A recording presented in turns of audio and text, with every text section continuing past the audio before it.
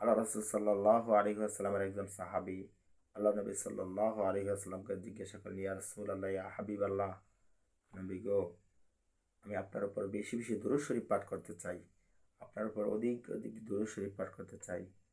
আমি কতবার, কত সংখ্যক বার আপনার উপর দুরূদ শরীফ পাঠ করব?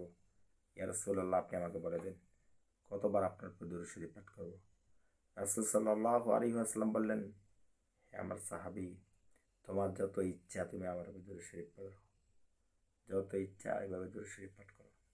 ওই সাহাবী বললেন, ইয়া রাসূলুল্লাহ, ইয়া হাবিবাল্লাহ, দিনের 1/4 অর্থাৎ 1/4 সময় আমি আপনার উপর দুরূদ শরীফ পাঠ করব।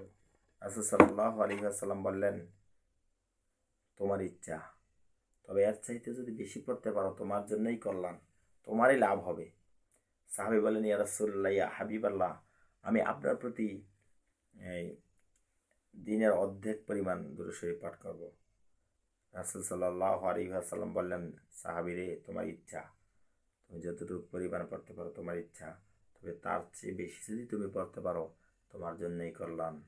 সাহাবী বলেন, ইয়া রাসূলুল্লাহ, ইয়া হাবিবাল্লাহ, আমি দিনের 3/1 সময় আপনার উপর দুরূদ শরীফ পাঠ করব। রাসূল সাল্লাল্লাহু আলাইহি ওয়াসাল্লাম বললেন, সাহাবী, তোমার ইচ্ছা, তবে এর চেয়ে বেশি যদি দুরূদ শরীফ পাঠ করো সেটা তোমার জন্যই কল্যাণ। রাসূল সাল্লাল্লাহু আলাইহি ওয়াসাল্লামকে সাহাবী বললেন, ইয়া রাসূলুল্লাহ, ইয়া হাবিবাল্লাহ, আমি দিনের সম্পূর্ণ সময়টাই আপনার উপর দরুদ শরীফ পাঠ করব। সুবহানাল্লাহ। রাসূল সাল্লাল্লাহু আলাইহি ওয়াসাল্লাম বললেন, সাহাবী রে, শোনো, তুমি যদি সম্পূর্ণ সময় আমার উপর দরুদ শরীফ পাঠ করো তাহলে তোমার গুনাহগুলো আল্লাহ পাক রব্বুল আলামিন মাফ করে দিবেন। সুবহানাল্লাহ।